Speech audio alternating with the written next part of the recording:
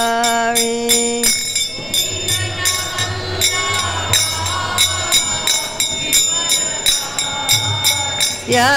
Yasodanandana Brajajanaranjana Anandana Brajajanaranjana Yasodanandana Brajajanaranjana Yasodanandana Yamuna Tiravanachari Yamuna Yamuna Tiravanachari Yamuna Tira Jaya Radha Madhava Kunja Bihari Jaya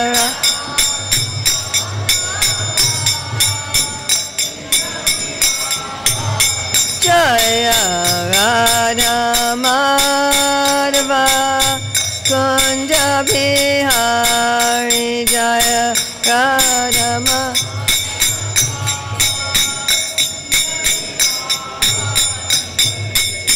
Gopi Jana Vallabha Girivaradari Gopi Jana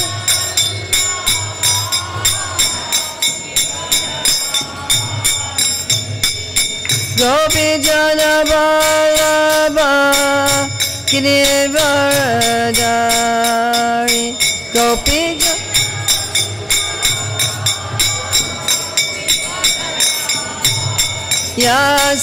Yasodanandana Brajajanaranjana Brajajanaranjana Yasodanandana Brajajanaranjana Yasodana Yamuna Tiravanachari Yamuna Yamuna Tiravanachari Yamuna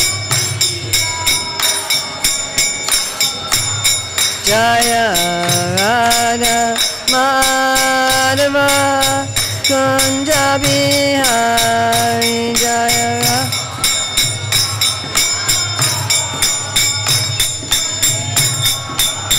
Jaya Radha Madhava Kunja Bihari Jaya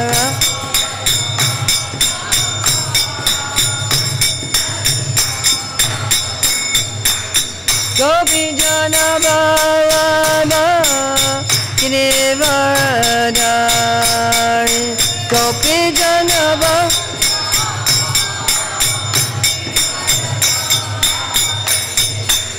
Gopi Jana Vallabha Girivaradari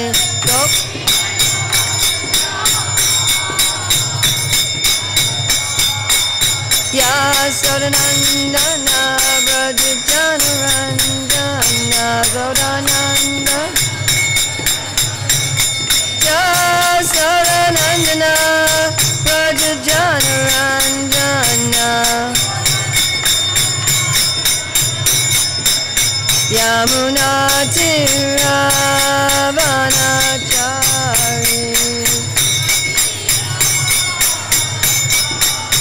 Yamuna Tiravanachari Jaya Radha Madhava Kunja Bihari Radha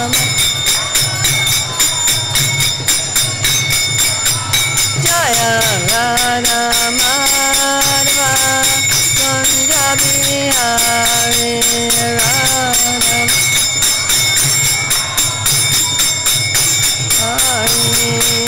Gopi Jana Vallabha Girivaradari Gopi Jana Vallabha Girivaradari Gopijana Vallabha Girivaradari Gopijana Vallabha Yasodanandana Brajajanarandana Sodanandana Yasodanandana Brajajanarandana Yamuna Tiravanachari Yamuna Tiravanachari Jaya Radha Madhava Kunja Bihari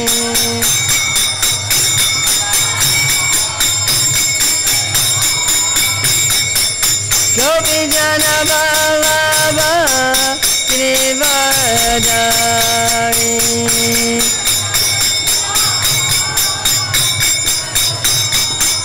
Yasodanandana Brajajanarandana Yamuna Tiravanachari Yamuna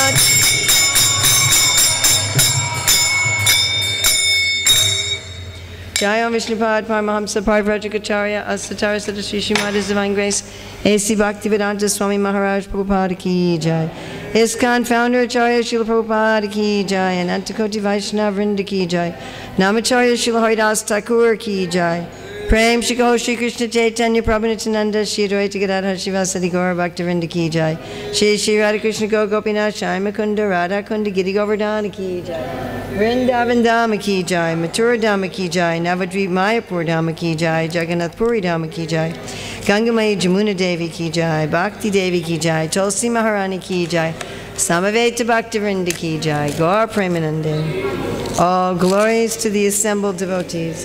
All glories to the assembled devotees. All glories to the assembled devotees.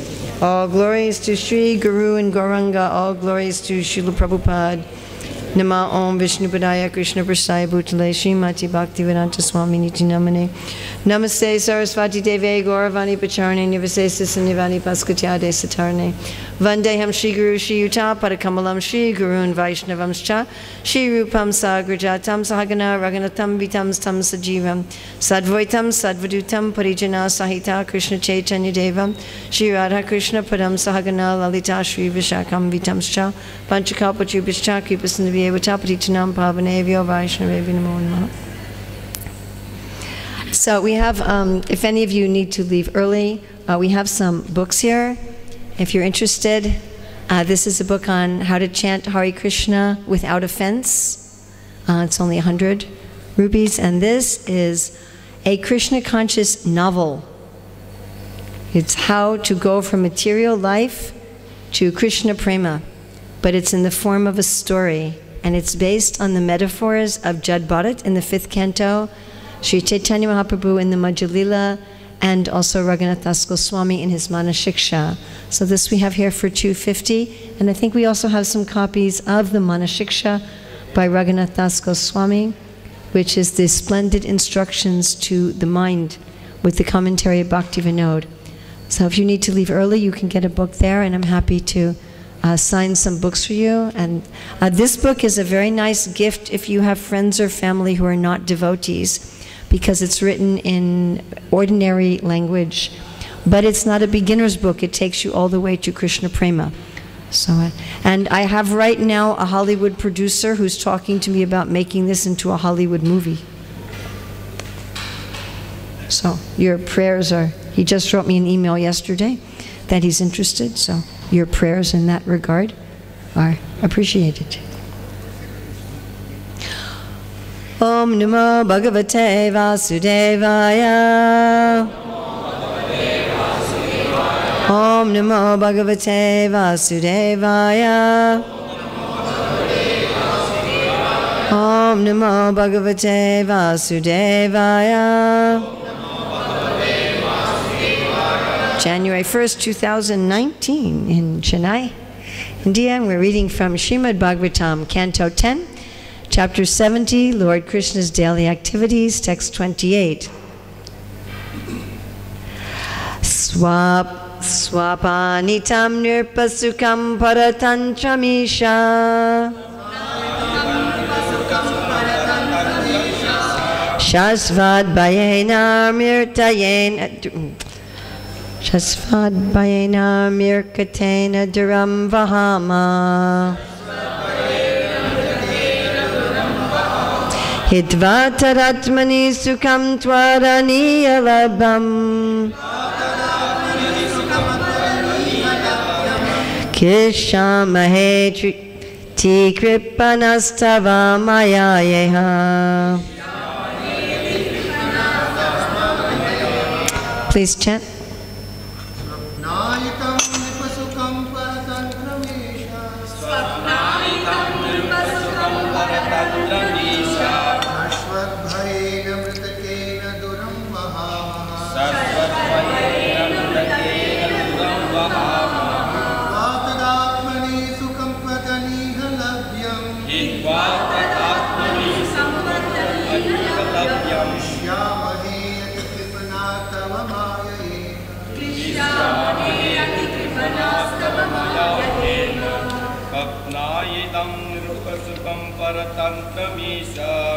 Swapnayitam nrupasukam paratantramesha Shashvatvayena mritakena duram vahamaha Shashvatvayena mritakena duram vahamaha Hitva tat atmani sukham tvataniha labhyam Hitva tat atmani sukham tvataniha labhyam Klishyamahe dikripanastava mayaheha Klishyamahe dikripanastava mayaheha Swapnayitam nrupasukam paratantramesha Shashvatvayena mritakena duram vahamaha Hitva tadatmani sukham tvataniha labhyam Klishyamahe dikripanastava mayaheha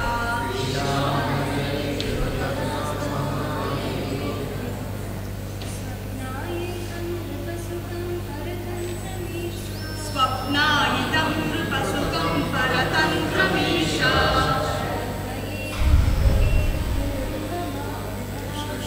Shashvatvayena mritakena duram vahamaha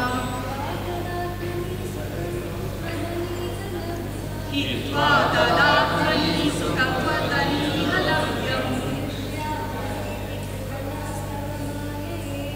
Klishyamahe dikripanastava mayaheha Swapnayitam, like a dream. Nripa, of kings. Sukham, the happiness. Paratantram, conditional. Isha, O Lord. Shashvat, perpetually. Bhayena, full of fear.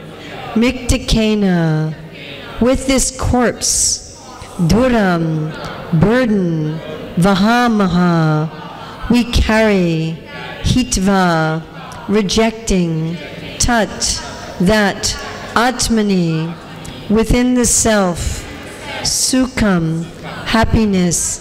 Twat, done for you.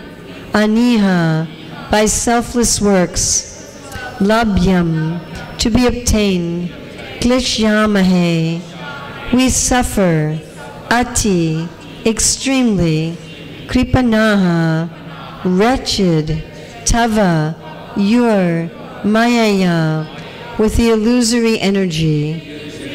Iha, in this world. Translation, O Lord, with this corpse-like body, always full of fear, we bear the burden of the relative happiness of kings, which is just like a dream. Thus we have rejected the real happiness of the soul, which comes by rendering selfless service to you. Being so very wretched, We simply suffer in this life under the spell of your illusory energy. Purport. After expressing their doubts in the previous verse, the kings herein admit that actually they are suffering because of their own foolishness, having given up the eternal happiness of the soul in exchange for the temporary conditional happiness of a so-called kingly position. Most people make a similar mistake, desiring wealth, power, prestige, aristocratic family, and so on, in exchange for their own soul. The kings admit that they have fallen under the spell of the Lord's illusory energy and have mistaken the tremendous anxiety of political leadership for happiness. Swapya itam nirpasukam paratantramisha shasvadbayena mirtakena duram bahana hitvam tadatmani sukam twadani alabdyam glishya mahe trikripanas tavamaya yeha. So here Krishna is in Dwaraka. He's in his assembly house, and a messenger has come from kings who were kidnapped and imprisoned by Jarasandhar, and they are asking that Krishna arrange for their release. So before this verse, the kings have blamed God for their suffering. They have said, you are the supreme master, you're the controller, you want everything to be in dharma, why have you allowed us to suffer? So many times we may also go to God like that. In our suffering, we may not be put as innocent persons in prison as these kings were, but we may have diseases, financial problems, family problems. And in these problems we have in this world, we may go to God and blame Him. I am a good person, I am a religious person, and you are interested in dharma. Why are you making me suffer? But here are the kings now, after having said that, they did say that, but now they are taking responsibility, and they are seeing actually our suffering is not the fault of God at all. It's interesting that in this verse, they are not blaming their karma, because we can also look at it like that. We can say, my suffering is due to my karma. Maybe in this life, I have been a good person, but perhaps in previous lives, I was not a good person. Maybe in previous lives, I was harming other living entities and doing things against the Sastra. But here they have a completely different point of view. And the point of view that the kings are giving in this verse, my dear friends, is the key to getting free of all of our suffering and anxiety and difficulty in this world. And it is possible, we are told, to achieve this within a moment. It may take us many, many lifetimes. Bahunam janmanam mente, jnanamamam prapajante, vasudevam sarvamiti, samahatma sadurlabha. But it may be immediately. Aham tam sarvapapebhyo mokshishyami masuta. It may be immediately. So what are they seeing is the problem here? It's quite interesting. They say, we gave up the happiness of the soul, Atmani Sukham, our own happiness, for something that is an illusion. Of course, the question always arises, how is it that I am such a fool that I have done this? That is always the first question, because if we're not going to blame God, and we're not even going to look at our karma, but we're going to look at our essential choice. Bahir Mukhe, we have turned our face from God. Then we naturally think that we are intelligent. and that we would choose the best thing. But we can see practically in our lives, do we always choose the best thing? If we have healthy food and not healthy food, do we always choose the healthy food? If we have a choice to exercise or to just sit in our chair, do we always exercise? When we have a choice to be kind to people who are not being kind to us, do we choose always to be kind to them, or sometimes are we irritated with them? Do we always make the best choice, even when we know what is the best choice, and we know also by experience, if I eat this food, then I will suffer. And still, do we sometimes eat it? We know if I say this thing to my husband, to my wife, we will have an argument. And still we say it, even though we have experience. Isn't this a fact? Can we say in one day that we always choose to spend our time and energy in the way that we know will make us happy? Can we say that even about one day? Can we think, oh, there's been one day when I made the right choices every minute? Even choices that we know. I'm not talking about things that we don't know, but things that we know through hearing from authorities, our mother has told us, our father, our teachers, and we have practical experience also. So we have ample evidence that we are all fools. Anybody who thinks they are not a fool, then just observe yourself for a day or two. Do we do things against our own experience? So this is not really so surprising. We shouldn't be so surprised that any of us who are suffering in this world have made the foolish choice in the past and in the moment. Srila Prabhupada says that Krishna is giving us a choice at every moment to choose unlimited happiness of the soul, or to choose to identify with this body, which here the kings say is just a corpse. It's a dead body. So let's look for a minute at what is this choice. So we, the soul, Mamaivam so jivaloke jiva bhuta sanatana, we are part of Krishna. We are part of the Lord. Brahmabhuta prasanatma. When we realize that we are Brahman, that we are spirit, we are full of joy. Nasochati nakanchati. We don't care about anything in this world. We get money, don't get money, happiness, distress. It doesn't matter anymore. Because on the level of the soul, we are always happy. Anandam buddhivardhanam. We actually have an ever-increasing ocean of happiness. You could say we are made of happiness. Satchit Ananda, or Anandamaya Vyasat. Our nature is to be happy. Not just the kind of happiness like it's a day that's not too hot and not too cold, and I have enough money in the bank, and my family is healthy, and my friends are smiling with me. Not, and I am eating pizza.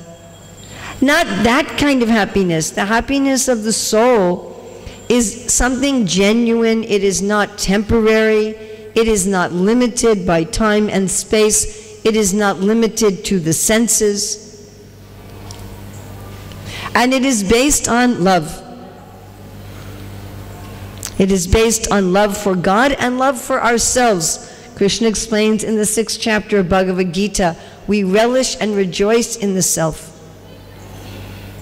He says in that state we are enjoying boundless transcendental happiness through transcendental senses. And this happiness of the soul has many varieties. It is a happiness of a loving exchange between us, the soul, and the Supreme. This can be exchanged in 5 different ways: serving the Lord as our master, as our friend, as our child, or even as our beloved. And in each of those categories, there are millions and millions and millions of subcategories. and so many different waves of emotions in that ecstasy. Just like in this world, when people want to enjoy, they don't just do things that are comedies. Sometimes they like to watch a sad movie also, yes, or a scary movie, not only comedy. So our spiritual happiness is also full of all these emotions, but all full of ecstasy and always getting better and better without any kind of satiation. So that is our natural position, and it is already there. It is not something to be achieved by any other source.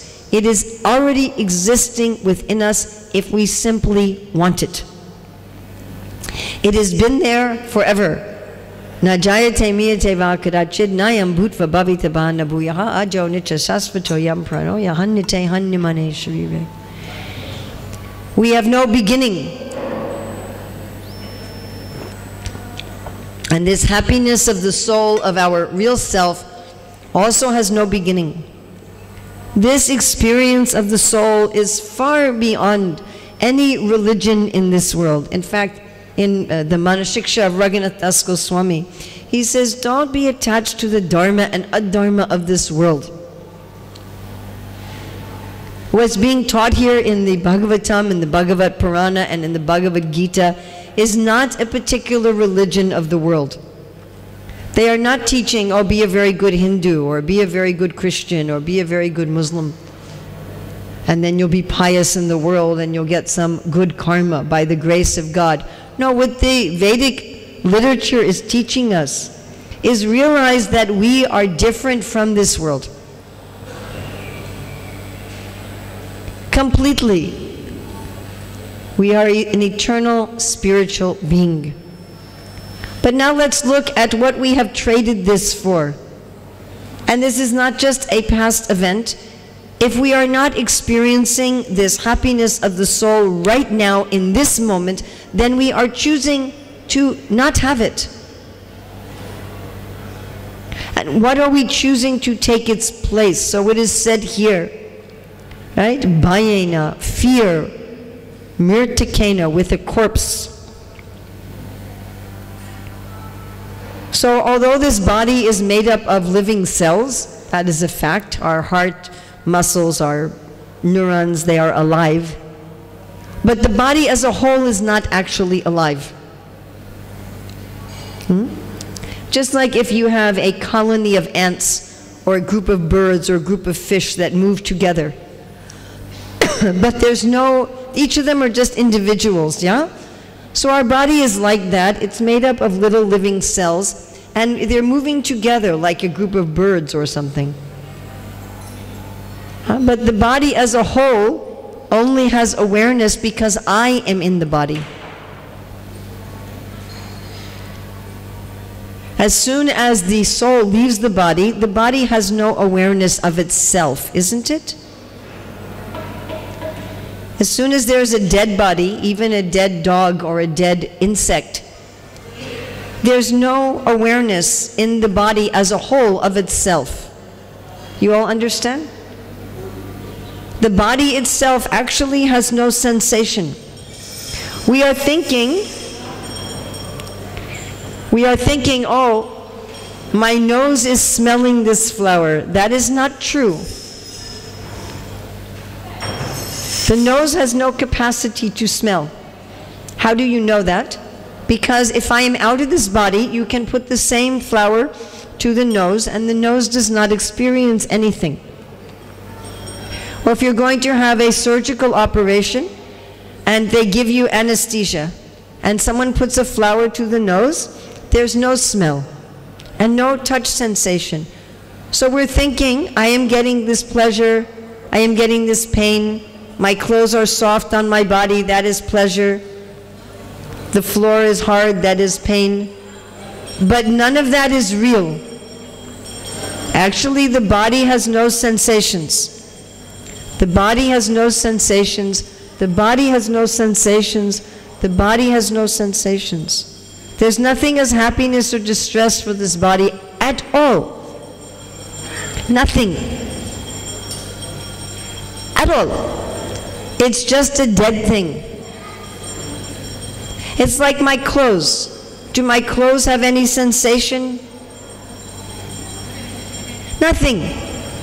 But because I am wearing the clothes, if you pull on the clothes, I feel something.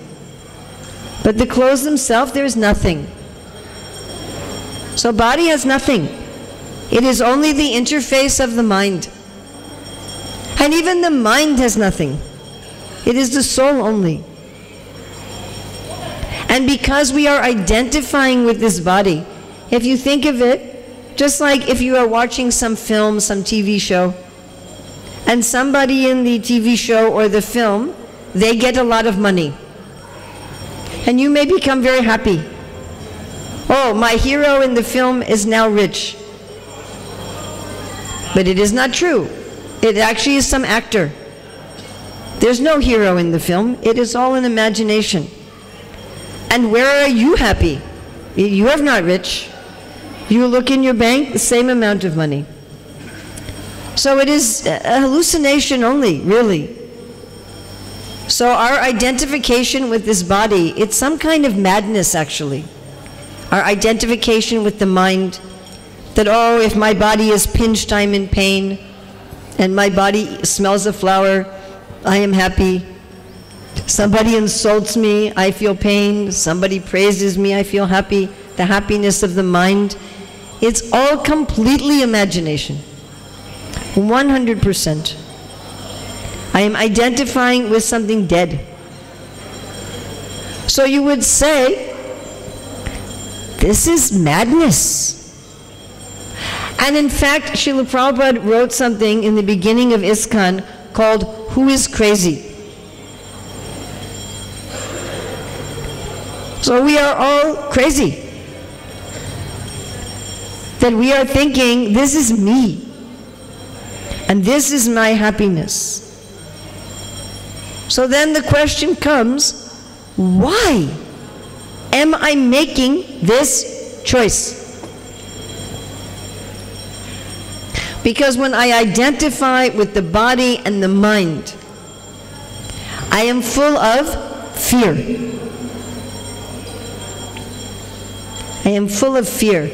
The body and mind is not me, and I can be cut off from it at any moment, more or less. So my source of so-called pleasure can be taken away at any time. So I'm afraid. I am afraid. It's like a child watching the television and the mother is standing there with the remote. Have you done your schoolwork? And any moment she can turn it off in the middle of the program, you know. So we are like that. It's like, you know, the demigods, Yamaraj, God himself, he's standing there with the remote. Think he can change the channel? You know, we have a nice day and then... So we are always in a state of fear all the time. Constantly. How is this story going to end? Is someone going to change the channel? Is someone going to turn off the show? And we guaranteed, it's guaranteed that the show is going to be turned off. Guaranteed. We think, oh no, not my show, it won't be turned off. Everybody else's only. So why are we making this choice? What are we attached to? There is something we cannot get with spiritual happiness.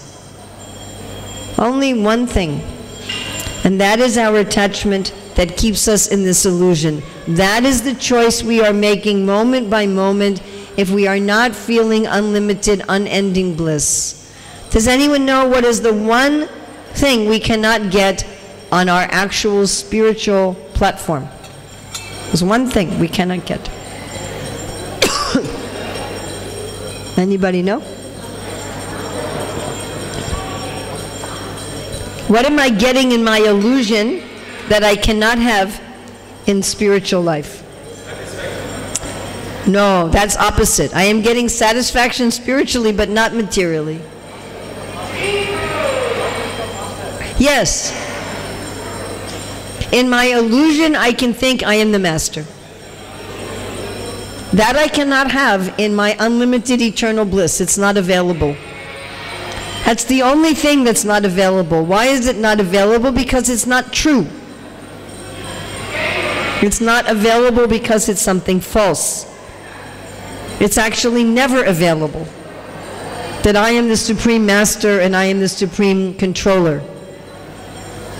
There was one famous poem, I am the captain of my ship and the master of my soul. So this is, or there was one famous American singer that he said, you know, life may go up and life may go down, people may hate me, may love me, but at the end I will say I did it my way. So this is nonsense. But we get this illusion. I am doing it my way, I am the master, I am the controller. And when we surrender to Krishna, we have to give that up. And that is the only thing we have to give up. You do not have to give up your family, your house, your clothes, your money, your car, your motorcycle.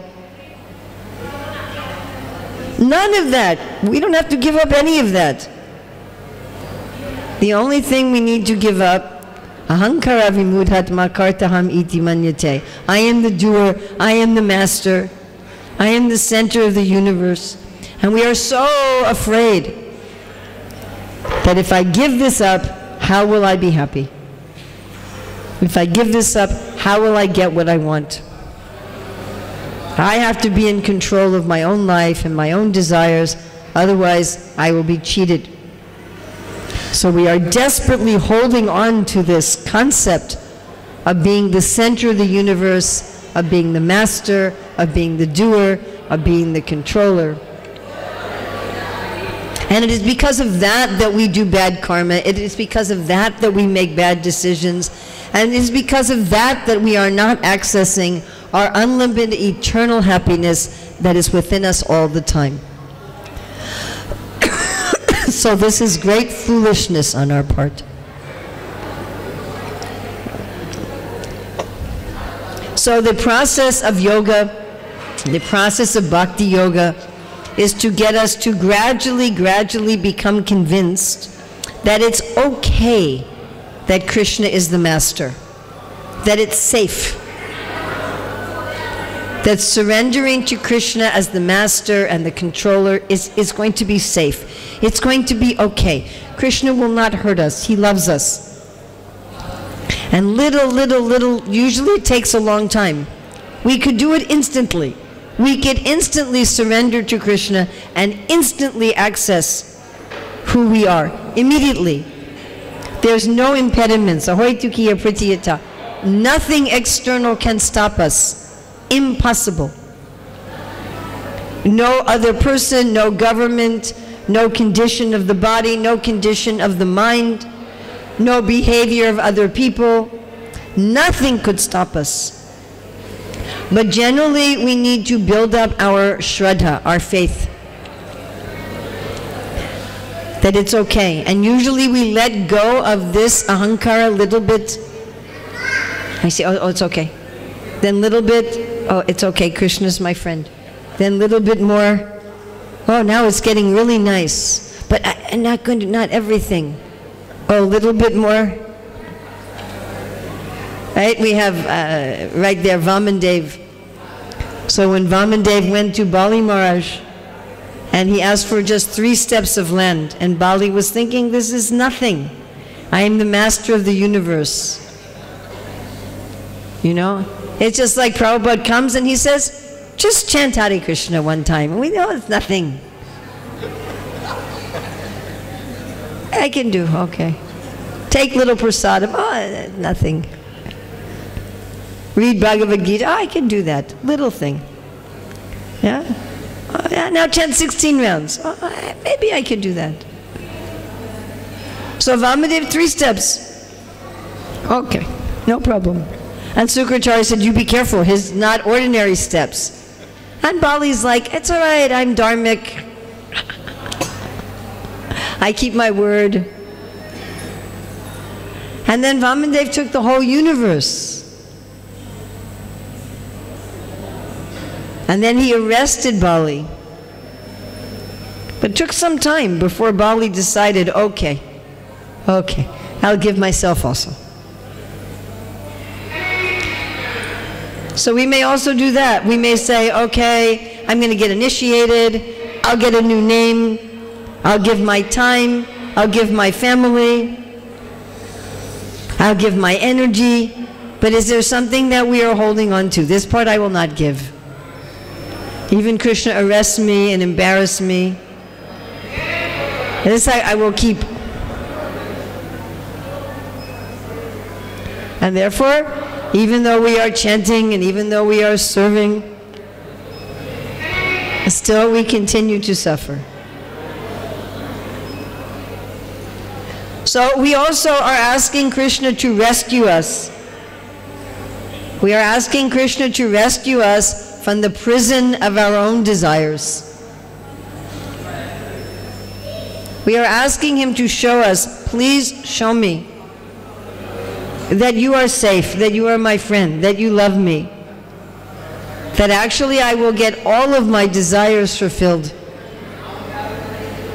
And please show me the real nature of what I am holding on to so that I can let it go and be free of this prison that I have created for myself. So does anyone have any questions or comments or additions, subtractions? Hare Krishna.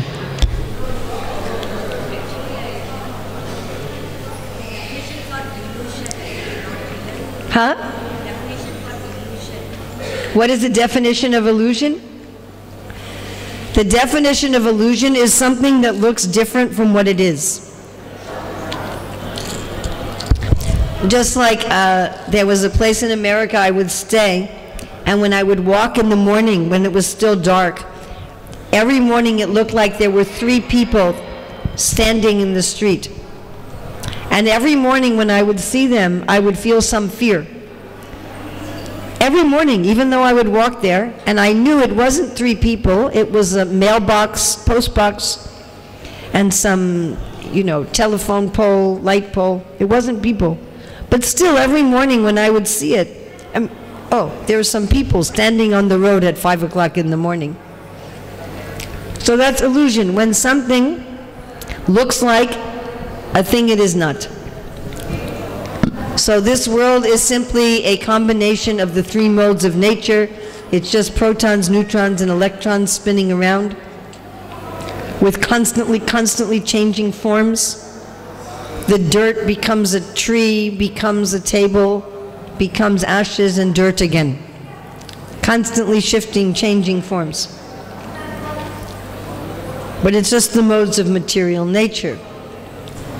And actually even this mostly empty space. So things appear to us differently than they are. They are something. It's not an illusion, doesn't mean it doesn't exist. It exists, but what it is and what it appears to be are completely different.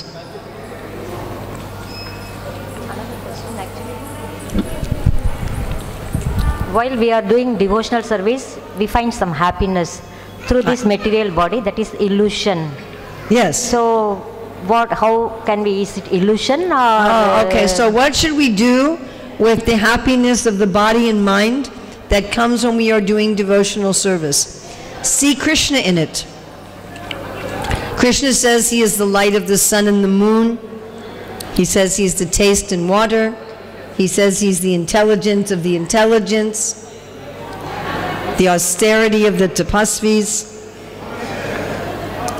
So all these things, that if the sun is bringing you some happiness, that is Krishna. If the moon is bringing you happiness, you see, oh, that is Krishna. Don't just see, oh, the moon is making my eyes happy. So, oh, this is this light of the moon, this is Krishna.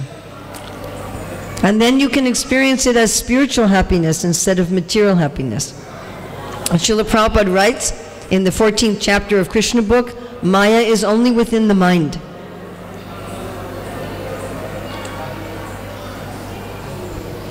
Okay? Yes, Mataji. Hare Krishna, Mataji. So while we are feeling happiness, that is Krishna's pleasure, like that we have to, or artificially, or Well, you practice. That's what sadhana bhakti is called. Sadhana means practice, abhyas yoga. So you practice seeing everything in relation to Krishna. Make a deliberate effort to see everything in relationship to Krishna. To kind of force the mind, let me see everything in relationship to Krishna. And because that is our natural state, gradually it will become more and more natural, because it is natural. Is there anybody else who has a question?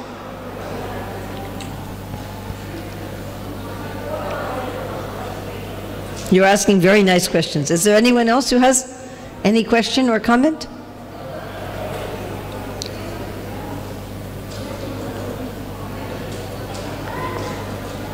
Okay, are we ready? Maybe we can do a little step forward to surrender, huh? If we can't surrender totally today, at least think, how can I make 1 centimeter forward, yeah? Srila Prabhupada ki jai. So if you want me to sign a book, I'm happy to sign them. We have a very limited number of books that we have here.